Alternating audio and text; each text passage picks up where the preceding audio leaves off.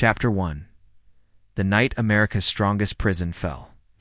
It was February 2nd, 1980. Midnight hung heavy over the desert of Santa Fe. Behind the cold concrete walls of the New Mexico State Penitentiary, silence ruled, or at least it seemed to. Guards strolled lazily through dimly lit corridors, thinking it was just another ordinary night. But in a few short minutes, that silence would be ripped apart by a storm of blood, fire, and betrayal. The prison was built to be a fortress. Its thick steel doors, armed watchtowers, rows of razor wire, everything about it screamed unbreakable. For years, officials boasted that it was one of the most secure prisons in the United States. But deep inside, pressure had been building. Cells meant for one man held 3. Guards abused their power, smuggling drugs in while beating inmates into silence. Hatred festered in the overcrowded blocks, and everyone knew the place was a ticking time bomb. That night, the bomb went off. Around 1 a.m., a small group of prisoners spotted their chance. A single guard, careless, was ambushed and beaten mercilessly. His keyskis that could unlock nearly every cell in the prison slipped into the hands of the inmates. At that moment, the strongest prison in America cracked open like glass under a hammer. Doors flew open, chains rattled. Inmates poured out of their cells with screams of rage that echoed off the concrete. Guards were overpowered one by one, dragged into corners, beaten until their own uniforms dripped with blood. Prisoners stormed offices, grabbed pipes, makeshift knives, and anything sharp they could find. The penitentiary that had stood for decades as a symbol of control was suddenly out of control. The prison had been broken and the night was only just beginning. Chapter 2. The pressure cooker. To understand why the New Mexico State Penitentiary exploded that night, you have to step inside its walls long before the riot began. On the outside, it looked like a fortress, steel towers, armed guards, and endless barbed wire fences glinting in the desert sun. But inside, it was less like a prison and more like a powder keg waiting for a single spark. Cells designed for 500 men were crammed with more than 1,100. 2 bunks meant for 2 prisoners often held 3 or even 4, bodies pressed against one another in stifling heat. There was no privacy, no space, and no hope. Drugs flowed freely, smuggled in by corrupt guards who sold them for profit. Violence became the only currency. If you wanted to survive, you picked a gang or lived in fear. And the guards, they were hardly the keepers of order. Many beat inmates with fists, clubs, and boots, sometimes for disobedience, sometimes just for sport. Complaints went nowhere. Warden after warden promised reforms, but nothing changed. Each day was the same cycle of humiliation, anger, and survival. Then came the spark. Months before the riot, the prison introduced snitch files, confidential lists of inmates who had secretly cooperated with authorities. These files were locked away, but word spread that they existed. To a prisoner, being labeled a snitch was a death sentence. And when the riot began, those files would be discovered, and every man named inside them would pay in blood. By the time February 1980 arrived, the New Mexico State Penitentiary was no longer a prison, it was a volcano, rumbling louder each day, waiting for its inevitable eruption. And when the keys fell into the hands of the inmates that cold February night, the eruption came with a fury no one could stop. Chapter 3. The Night of Blood and Fire. The night of February 2nd, 1980. Began like any other inside the New Mexico State Penitentiary. The guards walked their rounds, prisoners huddled in their cells, and the stale smell of sweat, alcohol brewed from rotting fruit. And cigarette smoke hung in the air. But beneath that routine, something dangerous was stirring. Small groups of inmates had already whispered about an escape. Others spoke of revenge. And when a careless officer left keys unattended near a group of restless prisoners, the thin thread of control finally snapped. Within minutes, chaos erupted. The inmates overpowered the guards with shocking speed, beating them with pipes, shanks, and chains. And with those keys in their hands, the prisoners now controlled the cell blocks, the gates, and the doors that had once held them captive. They stormed into the control rooms, unlocking doors as they went, unleashing wave after wave of angry men into the corridors. Suddenly, the overcrowded prison was free to roam, and rage that had been building for years exploded into violence. Fires were set in trash cans and mattresses, the thick smoke choking the air. Alarms wailed, but outside help hesitated. The authorities knew they were no longer in control. The prisoners were.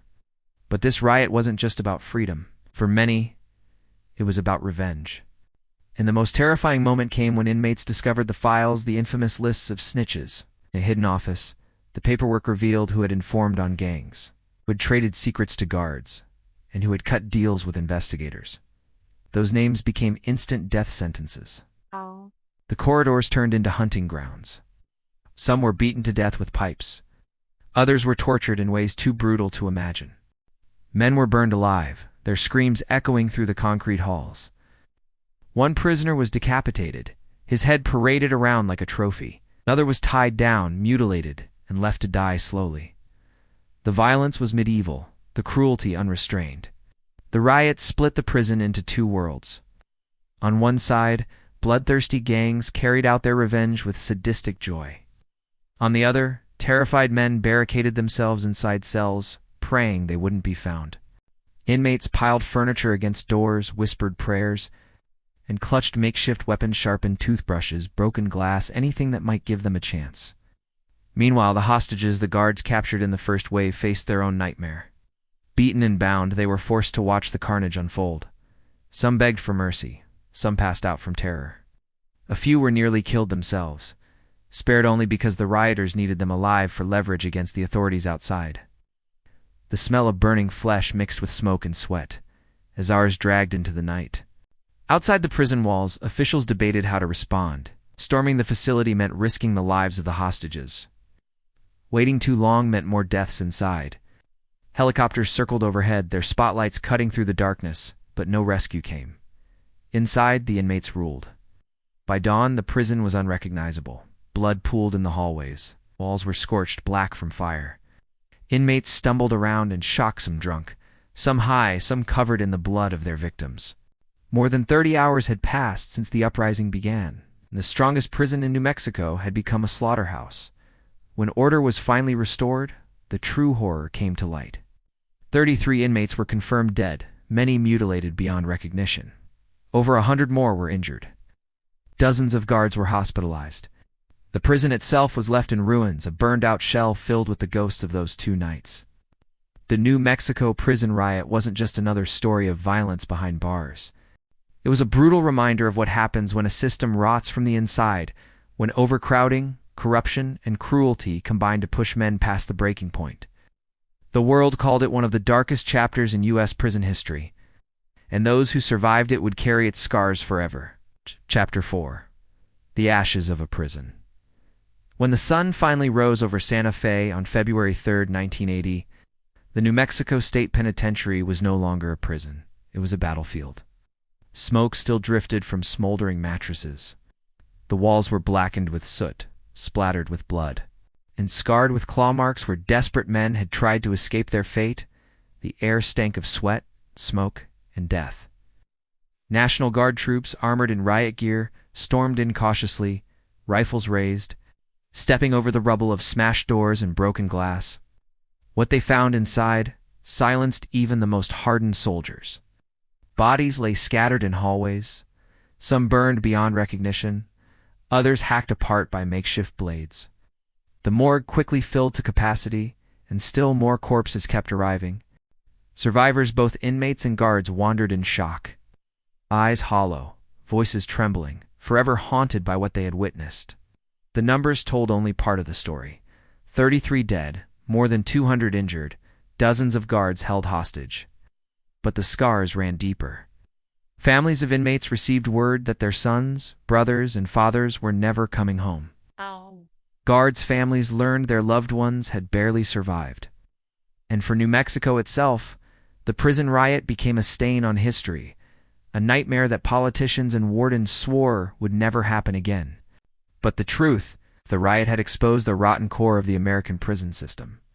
Overcrowding, corruption, abuse, and neglect weren't unique to New Mexico. They were and still are problems across the country. This wasn't just a story about one prison. It was a warning, written in fire and blood, about what happens when human beings are treated like animals and hope is erased from their lives. The ruins of that prison stood for years, a reminder of the night when the strongest prison in America collapsed under its own weight. Even today, people who were there, guards, inmates, reporters, say the screams never really left them. And so, as this story closes, the question remains: if the strongest prison could fall to chaos in just one night, what does that say about the system we still trust today? Tell me your thoughts in the comments. And let me ask you one more thing. Which dark story of history should we uncover next? The most liked comment will decide the next video.